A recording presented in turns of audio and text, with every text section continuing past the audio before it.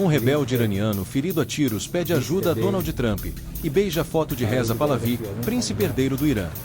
نه برای بهشت و نه برای پول، بلکه برای بازگشت پدرم، مادرم، خواهرام و تمام برادرام، برای بازگشتشون به خونه. اینو بدونم کسایی که خارج از کشور هستن همشون رو دوست داریم، عاشق همشونیم. حتی اگر 1000 تا تیرم بخوریم بازم حاضریم جونمون رو فداش کنیم.